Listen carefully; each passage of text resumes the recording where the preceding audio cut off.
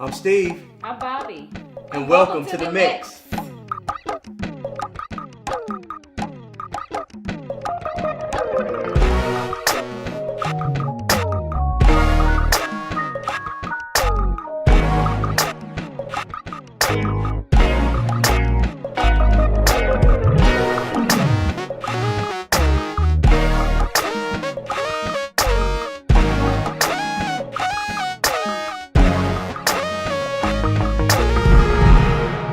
Wow, welcome back. Welcome back to the Mix. So last segment, we talked about a lot of things about a sexless marriage. Yeah. We talked about his needs, her needs, and I think where we left off was about to get real heavy, right? Right. So I just want to bring it out there, and I want to get real personal and talk about, like I said, we're going to talk about some real issues, and we're going to get deep. So I want to talk about one thing that may make a marriage sexless, and that is pornography. Oh, God. Now, I know, all the guys out there, when I said that, they just kind of shut off or whatever. But let's talk about it. Let's be for real. Yeah. When I came into the marriage, when Bobby and I got married, pornography was a big deal for me. And it was a thing that not only did I have in my single life, but I brought it into the marriage. Yeah. And so what happens with pornography is that you live in this fantasy world of women that look a certain way, that are perfect here and without blemish, all tens. And then what you do is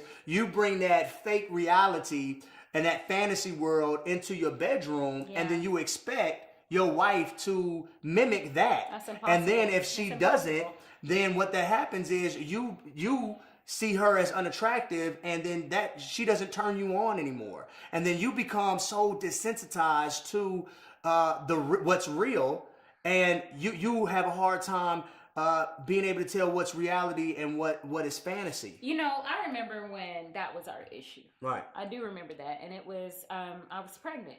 I was at the end of my pregnancy, and I will never forget coming down the stairs one day, and you had the laptop up, and it was it was pretty much going booty, down. booty, rocking everywhere. But no, seriously, that's what it was, and I will never forget what that made me feel like. I was pregnant. Out here, I was carrying your child, Right? And I felt so inadequate. And I mean, as from the husband standpoint, I felt so bad because here it is. It's my job to make my wife feel wanted, to feel protected, to feel secure, and here it is.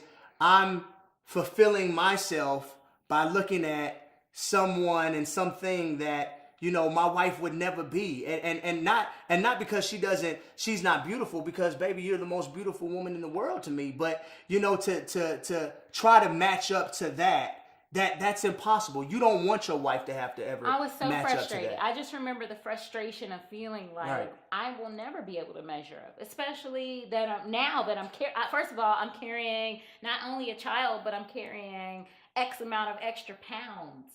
I've never been this big in my life. I've never not been able to fit into my sexy jeans or my booty jeans, or you know what I mean? Like, right. Women, you know what I'm talking about. But not only that, fellas, listen. However you want to chop it up, however you want to look at it, bringing pornography into your marriage is like bringing a mistress into your marriage. Yeah. Some guys, and I justified it this way, or I'm not cheating. She's not real. And at least I'm not cheating. Well, no, you are cheating. Yeah. Because there's no room for that in the bedroom, in your bed. Yeah. And I'm telling you right now, if you if that's something that you're dealing with, and you're asking yourself, well, why do I have a sexless marriage? I'm telling you right now, pornography is a thing that will drive your marriage to zero sex, period, and you don't want that. I'm telling you right now. But you know what? That's one of the things that men deal with mostly. But there's things that women bring into the marriage as well. For example, I remember coming into our marriage, and I was dealing with some emotional wounds I experienced a sexual assault.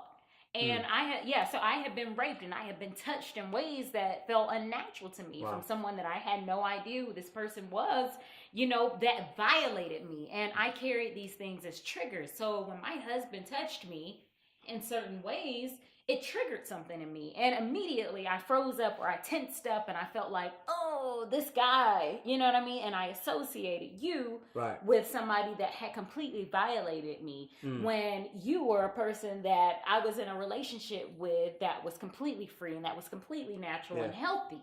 And so that was a trigger for me. And I'll never forget the time when I was on the, you were sitting on the couch and I was on my knees on the floor on the couch, and I was like, you were supposed to heal me. I felt so broken, and I felt like you were supposed to bring some healing to me and to that place. Wow. And I felt like I was completely disappointed because you had your own issues. Yeah. You know what I mean? And the thing about marriage and sex is we cannot expect our spouses to bring complete healing to those places. And one thing that we want to encourage people to do, if you have experienced a sexual addiction in the form of pornography, or if you have been raped or violated or molested or anything like that, counseling.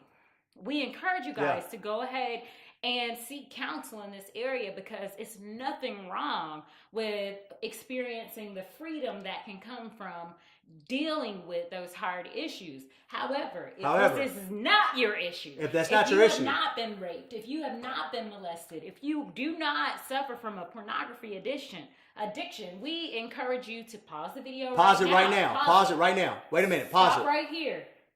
Wherever you are. Wherever you are. If you're in a sexless marriage, we encourage you to pause the video and get it on. Right now. We want you to pause the video. And get it on. Wherever you're at. Wherever, just do it. Close your door. Close your ears. Just do it. Cover your eyes. Just do it. Right now. Just do it. Wherever you're at. Yes. You're in the car. You're at church. You're at your mom's house. Wherever you are. If you're married, do it. Get it on. Just do it. Just do it. All right, so listen, so that was amazing. So we just went deep, babe. We just took it there, and that's what the mix is all about. It's taking it there when nobody else wants to take it there, right? Yeah. All right, so listen, what we're gonna do right now, we're gonna take it to the streets. And this segment, my favorite segment that I love, is called Ask BS. All right, so we got a couple questions that we're gonna take it out there to the street, and people gonna ask us questions. We're gonna answer them as truthful as possible. All right, you ready? All right, let's go. Okay, so we got our first question. We got our first question for BS, Bobby and Steve. All right. Our first question is, how many times is enough times in the month to have sex? Okay, so I'm just gonna go ahead and run with this one. All right. So let's do the math. If it's a 4-week month, right? Subtract 1 week because of I'm out of commission. Hey, it just is what it is. Yeah. So there's 3 weeks where you and your wife can get it in. All right. So I say a minimum in a 4-week month, 10 times. What? 10 times. Okay, but what if the schedule is not allowed? I mean, some people travel and some people are 10 times. 10 times. 10. I mean, what? Hold on. What you tell me? You didn't leave room for the 1 week that I did. I said. I mean, so in that 3 weeks. So every single week, how many times? I mean, at least 3, and then 1 week is 4 times. I mean, what's the deal? Is that unrealistic? Well, I don't know if it's realistic. I don't think it's about the prescription of how many times. I really don't, because there's a lot of different situations. For example, our marriage, yes. I mean, I know that I have to make room for 12 to 15 times for you a month, but everybody's marriage is not like that. But Minimum. Okay, sorry. But what I'm saying is, it's not about the prescription.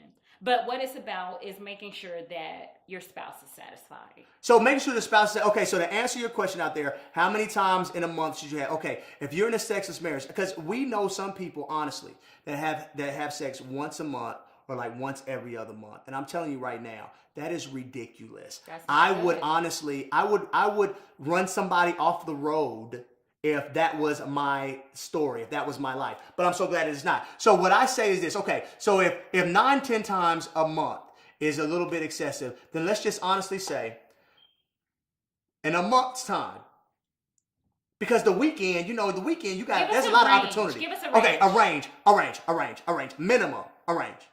5 to 9. I agree. 5 to 9 times. I agree. 5 to 9. 5 to 9 times. That gives room for schedule. That's healthy. Yeah, so a healthy marriage, 5 to 9 times. That's like twice on the weekend, Saturday and Sunday, and at least one time during the week, or sometimes, hey. Anyway, next question. All right, so next question. So 5 to 9 times. Ask BS. All right, so cool. So the next question. After you get married, how do you keep, the sex life great? And I mean, I really think it's 2 things for that. Number 1, you have to stay mentally attractive. Yeah, absolutely. All right, and the reason being is because, all right, we got married 10 years ago. If I was still talking about the same thing I was talking about 10 years ago, not interested. You would not be attracted to me, right? So it's important that number one, you stay mentally attractive to your mate, and then number two, physically attractive. Absolutely. You gotta be in the gym. You know, you gotta keep yourself up. You know, let me tell y'all something. You can't go into the marriage with a 6-pack and then 3 years later you got a beer belly. You can't do it. No, that's absolutely disrespectful to your spouse. Like, one thing that I look forward to is looking at my husband evolve into this awesome man. I hate that, you know, for example, there are seasons, like there's seasons in marriage where you're just like not on your A game, right? Right. You know, but like, and you have to give each other leeway, but then there's like 1 week, 2 weeks, and then it's like. But I would say this too.